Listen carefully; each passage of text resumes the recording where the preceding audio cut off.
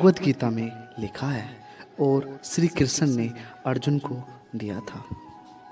भागवत गीता में वर्णित कथा के अनुसार जब भी अर्जुन के मन में कोई दुविधा उत्पन्न होती थी तो वो श्री कृष्ण के पास पहुंचते थे।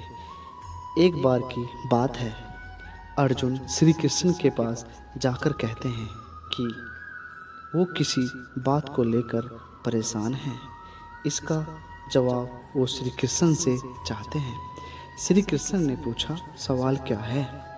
अर्जुन ने कहा, मुझे यह जानना है कि अच्छे लोगों के साथ हमेशा बुरा ही क्यों होता है? वह बुरे लोग खुशहाल होते हैं। अर्जुन के मुंह से ऐसी बात सुनकर श्री कृष्ण कहते हैं और मुस्कुराने लगते हैं और कहा, मनुष्य जैसा सोचता है और महसूस करता है वैसा कुछ नहीं होता, बल्कि अज्ञानता की वजह से वो सच्चाई नहीं समझ पाता।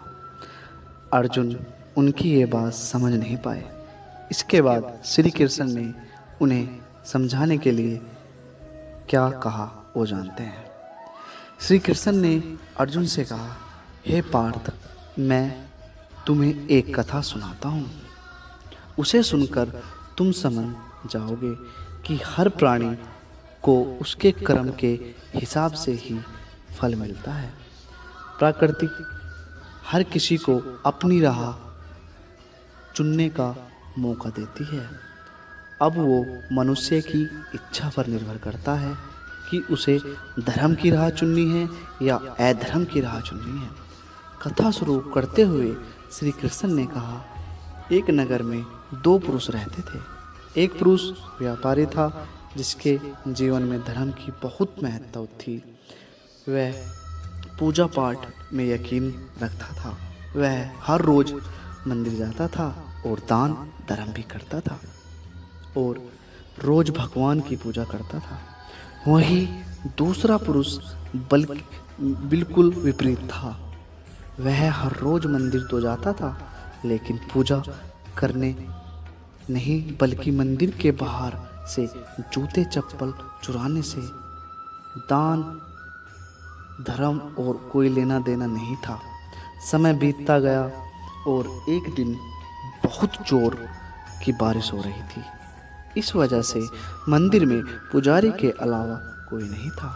यह बात जब दूसरे पुरुष को पता चली तो उसने सोचा कि ये सही मौका है मंदिर का धन चुराने का। पंडित से नज़र बचाकर उसने मंदिर का सारा धन चुरा लिया। उसी समय धर्म कर्म में विश्वास रखने वाला व्यक्ति भी मंदिर पहुंचा। दुर्भाग्य से मंदिर के पुजारी ने उसे ही चोर समझ लिया और चिल्लाने लगे। वहाँ लोग एकत्रित हो गए और उसे बहुत मारा।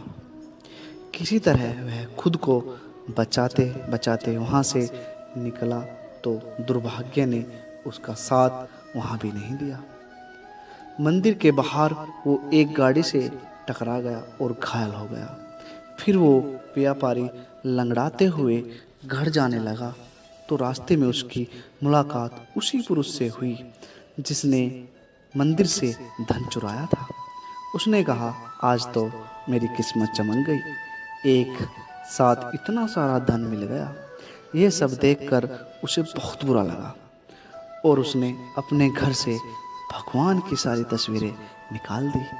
कुछ सालों बाद दोनों पुरुषों की मृत्यु हो गई। मरने के बाद जब दोनों पुरुष यमराज के पास पहुंचे और भले पुरुष ने दूसरे व्यक्ति को देखा तो उसे बहुत गुस्सा आया।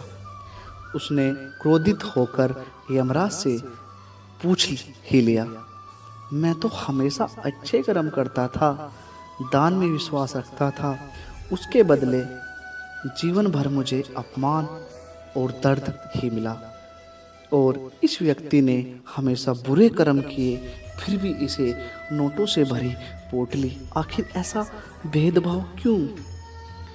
इस पर यमराज ने कहा, पुत्र, तुम गलत समझ रहे हो। जिस दिन तुम्हारी गाड़ी से टक्कर हुई थी वो दिन तुम्हारे जीवन का आखिरी दिन था, परंतु तुम्हारे अच्छे कर्मों की वजह से तुम्हारी मौत सिर्फ एक छोटी सी चोट में बदल गई। तुम इस दुष्ट व्यक्ति के बारे में जानना चाहते हो? दरअसल उसके भाग्य में राजयोग्य था, मगर इसके कुकर्मों और अधर्म की वजह से वो सिर्फ एक छोटी सी धन की पोटली में बदल गया। कथा सुनने के बाद श्री कृष्ण अर्जुन से कहते हैं, हे पार्थ, क्या अब तुम्हें तुम्हारे सवाल का जवाब मिल गया? ऐसा सोचना कि भगवान तुम्हारे कर्मों को नज़रअंदाज कर रहे हैं, ये बिल्कुल भी सत्य नहीं है।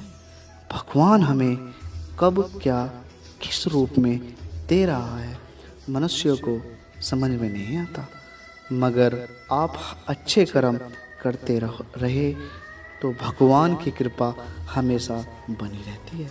इसलिए अपने अच्छे कर्मों को बदलना नहीं चाहिए, क्योंकि उसका फल हमें इसी जीवन में मिलता है।